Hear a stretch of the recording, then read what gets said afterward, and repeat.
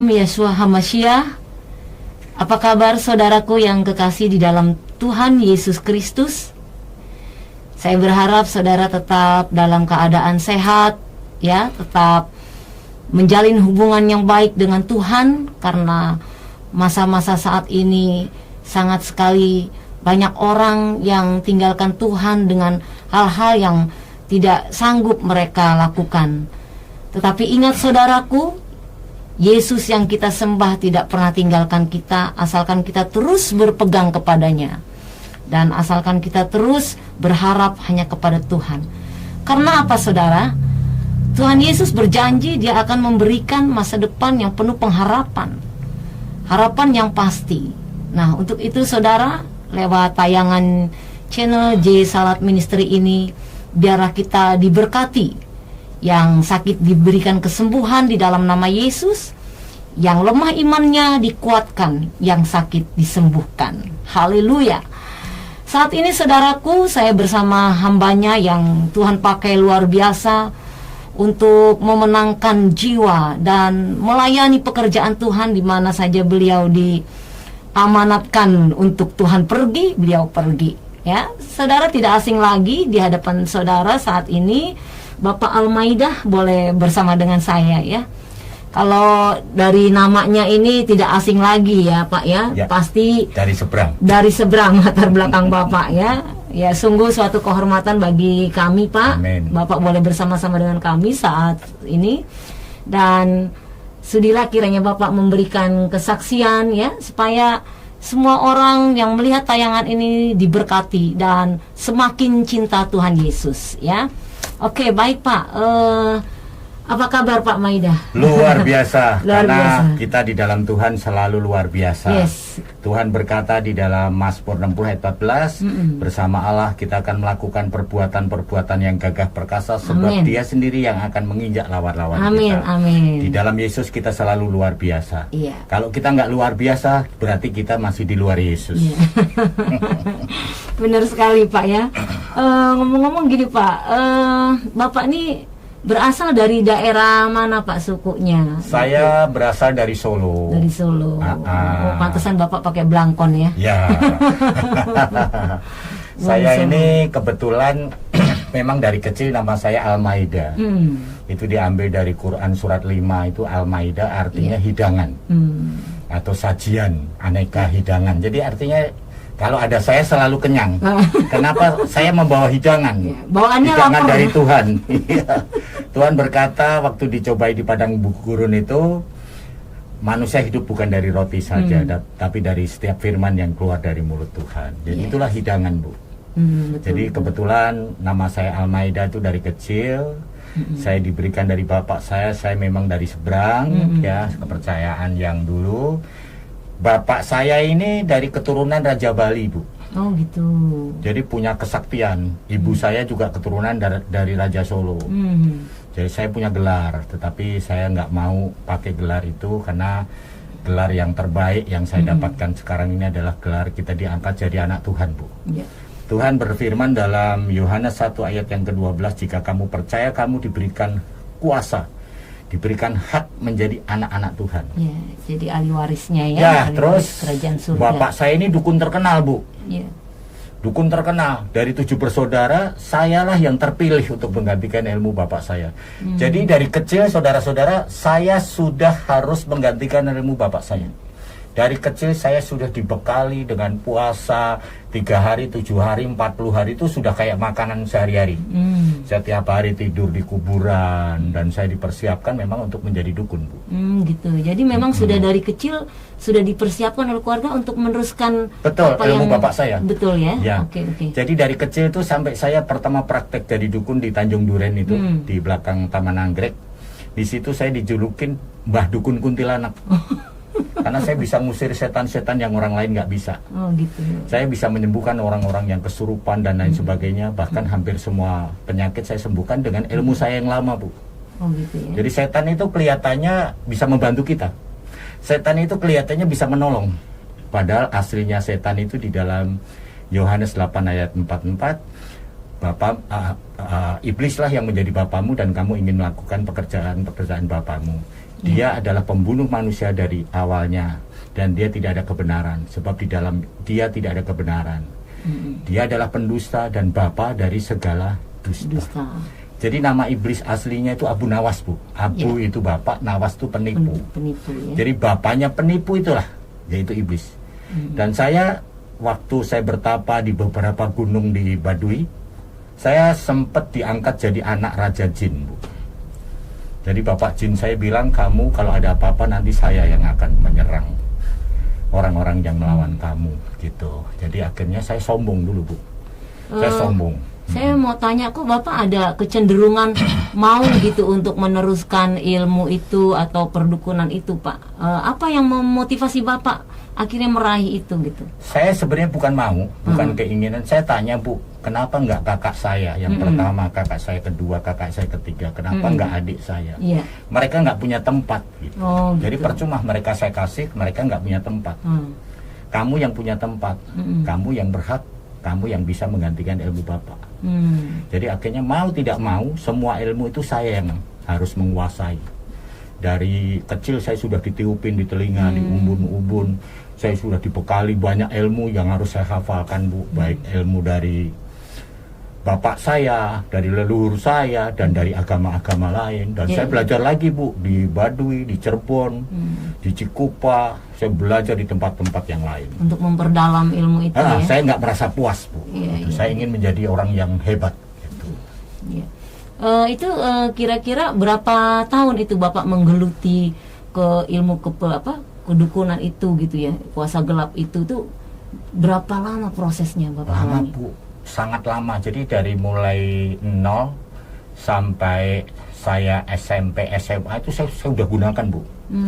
Nah, disitulah saya mendapatkan banyak ilmu. Itu semakin saya nggak ada ketenangan, nggak ada damai, karena setiap hari saya harus berantem. Saya apalagi saya dan 2 taekwondo, Bu.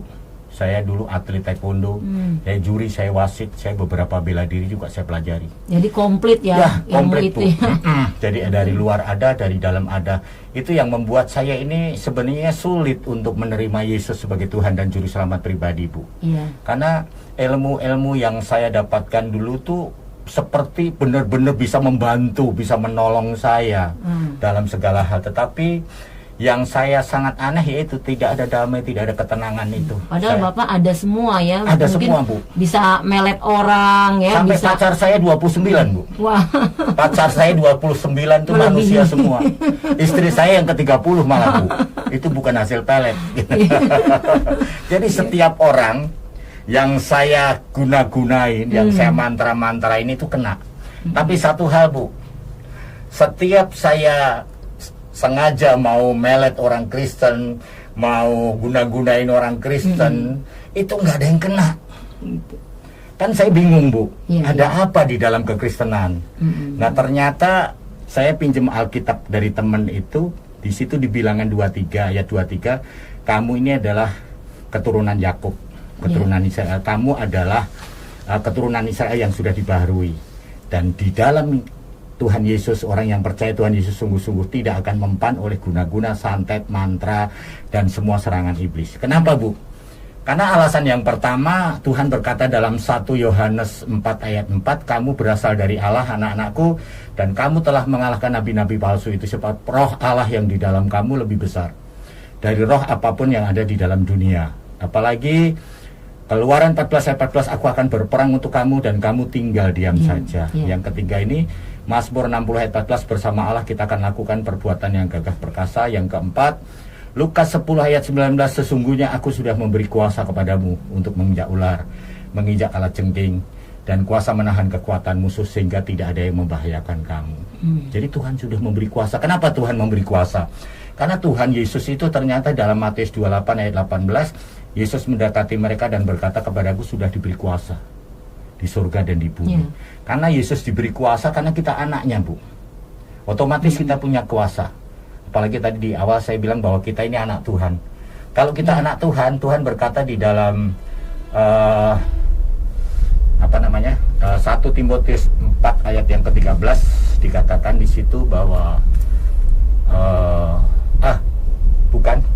Galatia ayat 6 ayat 17 selanjutnya, jangan ada yang menyusahkan aku karena pada tubuhku ada tanda-tanda sebagai milik Yesus. Pada tubuhku ada tanda-tanda milik Yesus, ada DNA-nya Yesus, Bu. Tandanya apa? Markus 16, 17, 18 ini, tanda-tanda ini akan menyertai setiap orang-orang yang percaya. Yang pertama, tanda pertama adalah mereka bisa mengusir setan-setan demi namaku. Yang kedua ini tandanya mereka akan mengenakan bahasa-bahasa baru, bahasa lidah. Yang ketiga ini mereka akan memegang ular. Ular itu iblis, Bu. Sehingga iblis tidak ada lagi kuasanya. Ya. Yang keempat ini diberikan kuasa minum racun maut dan tidak kena celaka. Dan yang kelima ini kita akan tumpang tangan orang sakit dan orang itu akan sembuh. Sehingga kalau kita ini anak, makanya Ratapan 3 ayat 40, marilah kita selidiki dan periksa hidup kita dan berpaling kepada Tuhan. Apa yang kita selidiki? Apa benar kita anak Tuhan? Dan kalau kita anak Tuhan, apakah benar di dalam kita sudah ada DNA-nya Tuhan gitu, Bu? Iya. Oke, Pak. Di momen apa pada saat Bapak istilahnya sudah lelah ya mencari kebenaran, ya kan? Bapak dulu hidup di dalam kuasa gelap, bahkan melakukannya setiap hari sampai saya dengar Bapak bisa duduk di sini tapi ternyata pindah ke Surabaya. Betul. Gitu sebegitu tingginya ilmu Betul. Bapak ya. Betul, bisa rogoh sukmo. Nah, gitu, itu dia. Tetapi apa yang membuat Bapak kok saya sepertinya sudah punya kelebihan yang luar biasa, tapi kok saya hidup seperti ini gitu. Dan ada nggak terpikir Bapak waktu itu, nanti saya kalau mati kemana ya gitu? Padahal kalau orang yang punya ilmu tinggi itu istilahnya udah nggak mikirin mati lagi ya kayaknya ya. Betul, udah. betul. Tapi di titik mana Bapak mungkin saat itu berpikir, sempet nggak nanti saya kalau mati kemana gitu ya? Dan apakah itu yang membuat Pak Almaida akhirnya mencari kebenaran itu? Betul, Bu. Jadi saya sudah punya agama, saya sudah punya keyakinan yang tidak saya miliki damai itu. Oh, iya. Ketenangan dan tidak ada kepastian, Bu. Tidak ada kepastian. Saya cari dari agama-agama lain, Bu. Bahkan terakhir saya pinjam Alkitab teman ini. Jadi akhirnya saya membuat bingung gitu loh. Ada sebuah lagu yang mengatakan banyak jalan menuju Roma, Bu. Yeah. Tapi apakah benar ke surga itu seperti kita mau menuju ke Roma? Sedangkan keselamatan saya belum tahu apakah saya benar masuk surga apa enggak. Yeah. Nah, akhirnya disitulah titik jenuh saya itu. Saya masuk ke kamar, saya dapat ayat di Alkitab Matius 6 ayat 6. Kalau kamu berdoa, masuklah ke kamar. Kuncilah pintu. Di situ saya masuk kamar, saya kunci pintu, Bu, dan saya berdoa begini. Tuhan yang mana yang bisa selamatkan saya? Saya pengen ketemu. Tuhan mana yang bisa menyelamatkan saya? Saya mau ketemu. Malam ini juga saya berdoa dari jam 1 sampai hampir jam setengah 3, Bu. Di situ tiba-tiba genteng saya itu seperti nggak ada. Plafon saya seperti nggak ada. Jadi saya lihat langit terbuka, Bu. Bukan saja langit terbuka, tapi genteng terbuka, Genteng gitu loh. Semua, ya? Nah, di situ saya melihat ada bintang-bintang, saya melihat awan-awan. Dan salah satu seperti bagian dari bintang itu turun ke kamar saya dan langsung di depan pintu itu berwujud seperti sinar putih. Dan saya lihat mukanya ganteng begitu, Bu. Saya kan nggak tahu siapa dia, Bu. Yeah. Saya tanyakan kepada dia, siapa kamu? Apa kamu setan? Apa kamu bapak jin saya yang bisa masuk ke kamar, lubang kunci, lubang angin, hanya setan, hanya jin? Apa kamu jin? Dan dia berkata, anakku, akulah Yesus. Ikutlah aku akan selamatkan kamu. Haleluya. Dan aku akan jadikan kamu sebagai alat bagi kerajaanku. Waktu itu alat saya nggak tahu, Bu, apakah baskom, apakah ember. Ternyata alat itu adalah menjadi hambanya Tuhan. Ya, jadi sarana Tuhan. Ya, jadi akhirnya Tuhan berkata, sebelum dia peluk saya, sebelum aku jadikan dunia ini, aku sudah memilih kamu. Aku sudah menguduskan kamu. Di situ memori saya terbuka, Bu. Dari kecil saya nggak suka ngerokok. Ya. Saya nggak suka judi. Saya nggak pernah mau namanya minum-minuman, Bu. Saya terbuka memori saya di situ. Tuhan Yesus meninggalkan saya dan dadah-dadah begini, dan semua ilmu saya kesedot semua, diambil sama Tuhan. Jadi ternyata penerimaan akan Tuhan itu membuat kita seperti dalam sekejap, dalam instan kita diubahkan, Bu. Iya. Jadi penerimaan akan Tuhan itulah yang membuat kita diubahkan. Banyak saya temukan orang Kristen hanya memiliki agama, Bu. Tapi dia belum memiliki Yesus. Iya. Secara pribadi. Ya, karena dia beranggap kekristenan itu suatu agama ya sama aja satu gitu ya. itu, Bu. Karena di dalam Alkitab juga dikatakan di Wahyu 3 ayat 20 bahwa Tuhan berdiri di muka pintu dan mengetok pintu hati kita. Mengetok barang siapa satu mendengar suaranya. Kedua, membukakan pintu. Ketiga, mempersilahkan dia masuk. Dia akan masuk. Dia akan tinggal dan makan bersama kita. Jadi Tuhan ingin kita buka hati dan mengundang, mari masuk, masuk hatiku. Ya Yesus, di situ saat kita mengundang Yesus masuk. Yohanes 15 ayat yang kelima, akulah pokok anggur dan kamulah ranting-rantingnya. Hiduplah di dalam aku dan aku di dalam kamu, maka kamu akan berbuah banyak. Sebab di luar aku kamu tidak dapat berbuat apa-apa. Ini, Bu, yang membuat saya timbul pertanyaan. Jadi, Di luar aku kamu tidak mendapatkan apa-apa, tidak bisa berbuat apa-apa. Apalagi Yohanes 14 ayat 6, Bu, akulah jalan, kebenaran, dan hidup. Tidak ada seorang pun yang sampai kepada Bapa kalau tidak melalui aku. Apalagi Yohanes 4 ayat 12. Di kolong langit ini tidak ada nama. Ya, tidak ada satu nama pun yang diberikan kepada manusia sehingga kita boleh selamat. Tapi hanya di dalam Dia, dalam Yesus kita boleh keselamatan. iya benar. Karena di Roma 10:9 dan 10, barang siapa mengaku dengan mulut Yesus Kristus adalah Tuhan dan percaya dengan segenap hatinya bahwa Bapa telah membangkitkan dia dari antara orang mati, maka dia akan diselamatkan. Dan perlu kita ingat, Bu, keselamatan di dalam Tuhan Yesus itu di dalam kekristenan adalah pasti. Ya, tidak semoga. Jadi, ya. tidak ada semoga. Betul. Ya, tapi pasti. Jadi di dalam Yohanes 10 ayat yang ke-28, dan aku memberikan hidup kekal kepada mereka dan mereka pasti akan diselamatkan. Pasti, Bu. Yes. Bahkan Roma 5, 9, 10 pasti. Jadi Tuhan selalu membawa kepastian. Kenapa pasti? Karena Dialah yang punya surga, Bu. Ya. Nah, setelah Bapak mengalami perjumpaan pribadi dengan Tuhan, Bapak dilawat oleh Tuhan, apakah seketika itu Bapak ambil suatu keputusan untuk ikut Tuhan Yesus, atau mungkin Bapak masih berpikir-pikir lagi ini benar apa enggak ya, atau nanti kalau saya ikut Yesus, saya kan udah nggak punya ilmu juga hilang tadi ya langsung ya. Jimat saya juga saya buang semua, Bu. Oh, jimat juga semua dibuang ya. Jadi Iya. Bapak saya udah nggak punya apa-apa lagi nih ya. Nah, sempat terpikir nggak nanti kalau gue ikut Yesus nih, dengan apa lagi ya gue bisa melawannya gitu ya? Kan kekuatan secara luar Bapak udah nggak punya lagi. Ya kan? Nah, sempat meragukan nggak akan kuasa Tuhan Yesus? Lama, Bu. Saya lama untuk timbul keraguan itu karena gini, saya di Malayaki 3 ayat 10 yang B, Bu. Setelah kita bayar perpuluhan, ujilah aku. Jadi Tuhan itu minta diuji, Bu. Nah, saya uji, Bu. Iya. Saya ujian pertama, saya pengen punya rumah sederhana. Tuhan kasih rumah tingkat, Bu. Rumah tingkat loh, Bu. Bukan sederhana lagi. Bukan sederhana lagi. Dan saya pengen menikah dengan pesta besar dan diberikan pesta besar sama Tuhan itu sampai pestanya sehari semalam. Itu di Solo, Bu. Dan yang lucu lagi, setelah saya minta anak, doa saya hanya singkat.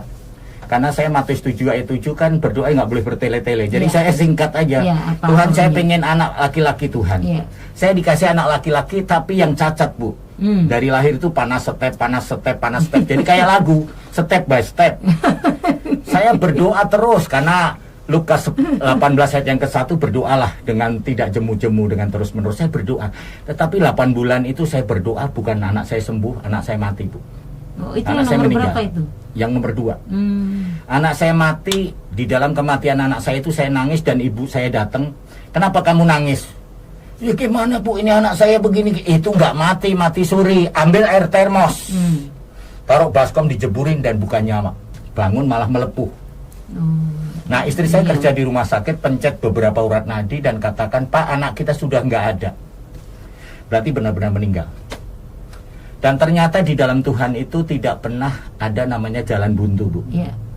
Ada sebuah lagu yang mengatakan, saat tiada jalan, hadapi persoalan, Yesus ada di sana dan memberiku jawaban, ternyata Yesus itu jawaban. Amin, amin. Yes. Dan Tuhan berkata di dalam Yohanes 10 ayat 9, akulah pintu. Jadi Tuhan itu pintu, Bu. Ya. Saat tiada jalan, dia buka jalan. Akulah pintu, barang siapa masuk melalui aku, dia akan selamat dan dia akan keluar dan masuk dan menemukan padang rumput.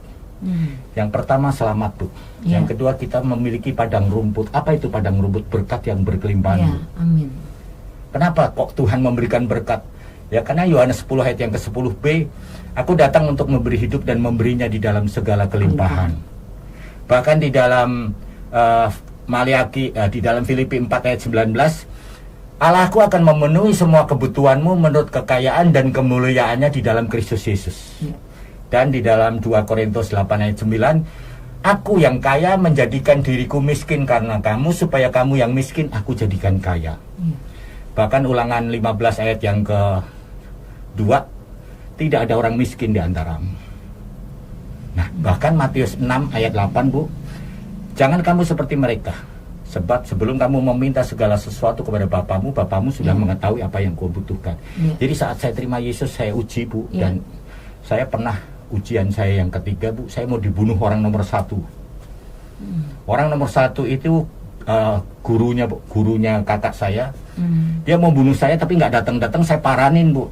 Di Bekasi sana saya tanya, apa benar Bapak ini merasa menjadi orang nomor 1 di dunia? Oh iya, saya ini orang nomor 1 di dunia. Pak, kok Bapak begitu yakin bahwa Bapak orang nomor 1? Oh iya. Apa yang membuat Bapak yakin? Nggak ada yang bisa melawan saya, nggak ada yang bisa mengalahkan saya. Kalau ada mati, kalau nggak acak-acakan dia. Saya bilang, Pak, setahu saya yang nomor 1 di dunia ini cuma 1, Pak. Apa itu? Kecap. Karena hanya kecap nomor 1, nggak ada kecap nomor 2. Dan hanya puyer yang bintang 7 nomor 16, Bu.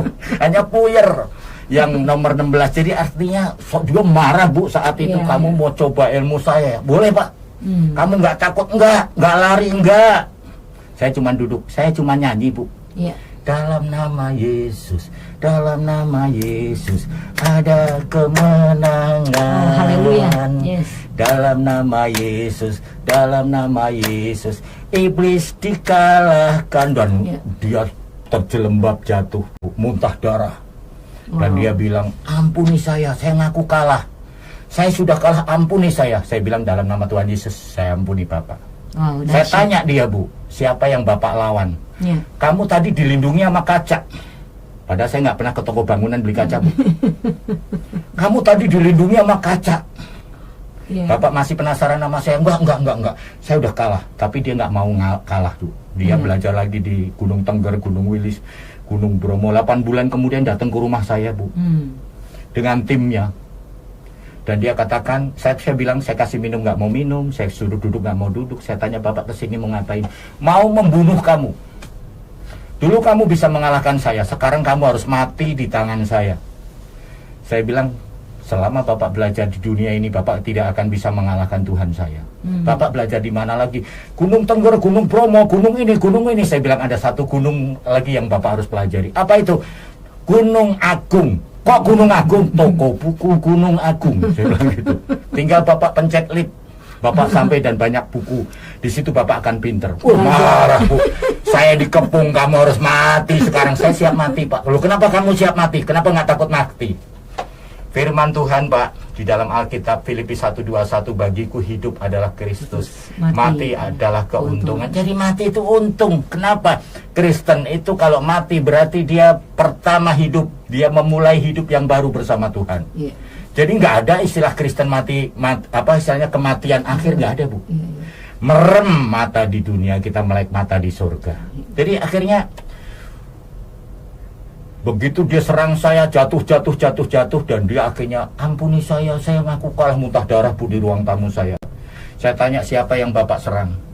Kamu tadi hilang. Loh, kok bisa hilang? Saya tetap di sini kok. Kamu digantikan seseorang. Siapa orangnya? Orangnya tinggi besar, pakai jubah putih.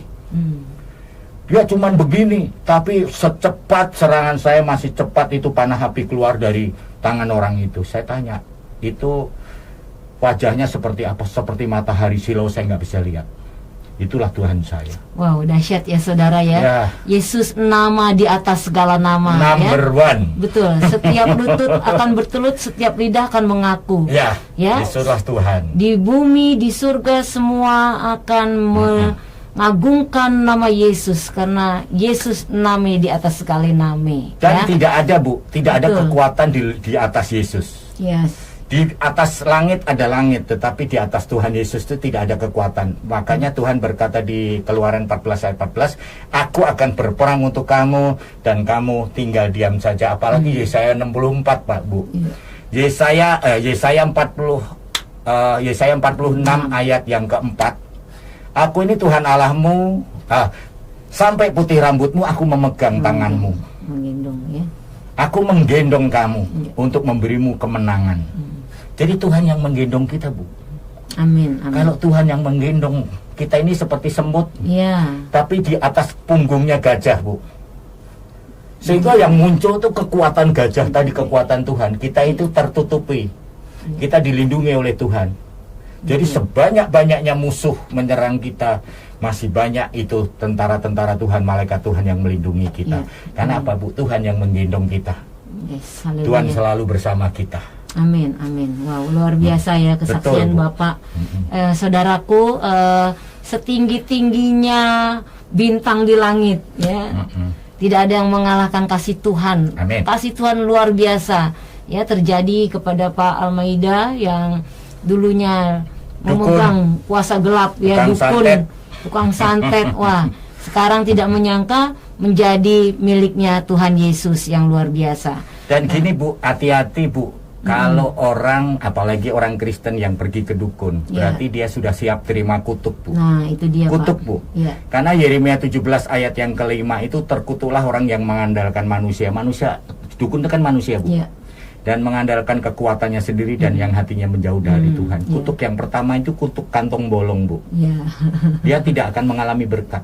Sepertinya nyari terus tapi bocor terus ya. Bocor terus, Bu. Karena anggur yang baru harus ditempatkan Ya. di wadah yang baru. Betul. Kalau enggak bocor terus. Iya. Yang kedua dia percekcokan, Bu. Jadi mulutnya itu bukan pedes lagi tapi pedis. Ya. Terus yang berikutnya dia akan dibuat mati muda. Nanti sisa umurnya menjadi antek-anteknya setan. Dan yang terakhir, Bu, Roma 6 ayat yang kedua 3, upah dosa adalah maut. Kematian yang kekal yang akan kita dapatkan. Ya. Neraka, Bu. Ya, Pak Almaida, yang terakhir, sejak Bapak ikut Yesus, terima Yesus, sekarang pelayanan Bapak pastinya kan banyak ya Pak. Saya lihat Bapak ke daerah-daerah. Tiap juga. hari, Bu. Ya, apalagi Bapak terus menangani okultisme gitu ya, orang-orang yang kesurupan dan sebagainya gitu. Pak, kalau saya boleh tahu ya, dari pengalaman Bapak pelayanan seperti itu, pernah nggak terjadi serang balik ke Bapak gitu? Karena banyak anak-anak Tuhan juga merasa dirinya sudah punya kekuatan yang datangnya bukan dari Tuhan, dia ambil cari sendiri. Terus dia merasa, gue kan orang Kristen nih, pasti Tuhan ngelindungin gue. Nggak mungkin deh kalau gue nyembuhin orang seperti itu akan terserang sama gue sendiri. Nah, apa yang Bapak bisa bagi pengalaman ini sejak Bapak pelayanan di lapangan menghadapi orang-orang seperti itu ya, kuasa-kuasa kegelapan? Karena banyak juga nih Pak anak-anak Tuhan yang masih kena ilmu santet. Banyak, Bu. Ya, yang masih dalam Banyak. kuasa kegelapan juga ya Pak ya. Banyak, Bu. Bahkan yang hampir mati, sudah hampir lewat, Bu.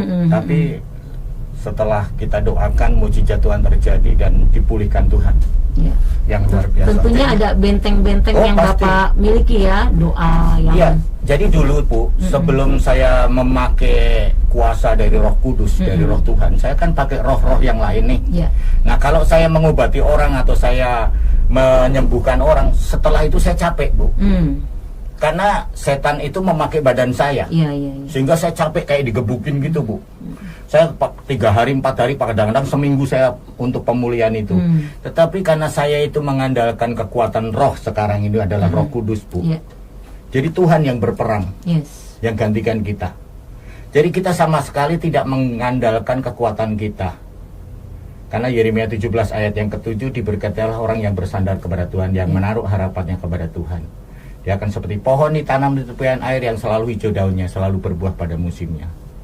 Jadi gini Bu, kita harus mengandalkan Tuhan penuh.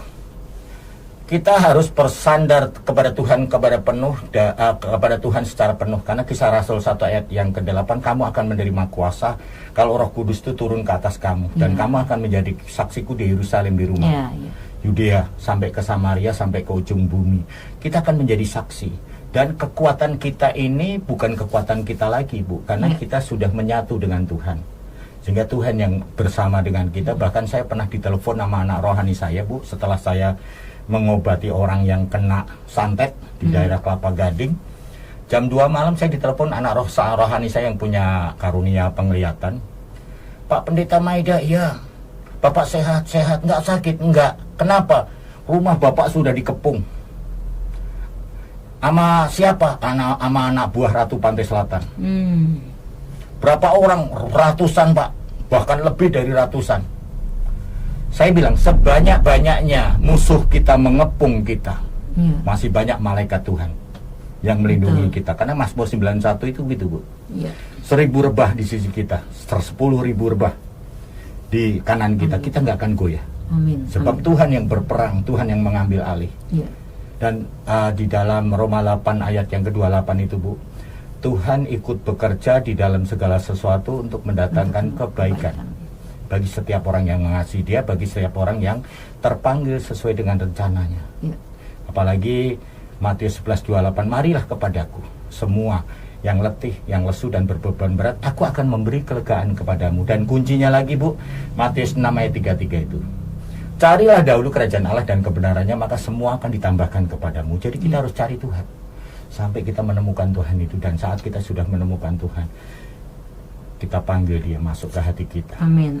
Sehingga bukan kita lagi yang hidup. Amin. Galatia 2 ayat 20, Galatia 2 ayat 20, hidupku bukan aku lagi, tetapi Kristus yang hidup di dalam aku. Sehingga kita yang mengendalikan Tuhan Bu. Nah kunci berubah juga ada 3 Bu.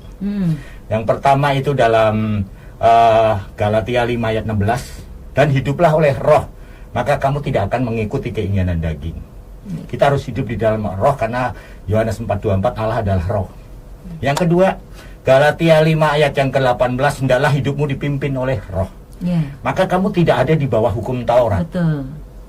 Dan yang ketiga, Roma 12 ayat yang kedua, janganlah kamu serupa dengan dunia ini, tetapi berubahlah oleh pembauran budimu, sehingga kamu dapat membedakan mana yang baik, mana yang tidak baik, mana yang berkenan, dan mana yang sempurna.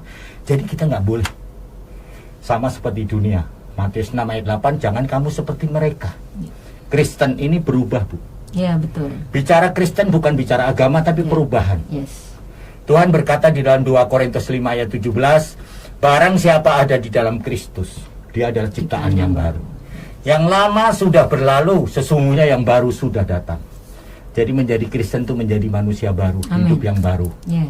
Kita meninggalkan yang lama. Kenapa harus tinggalkan lama? Karena Galatia 5 ayat 19-20, manusia daging membuat kita tidak bisa masuk surga. Haleluya. Wow, dahsyat.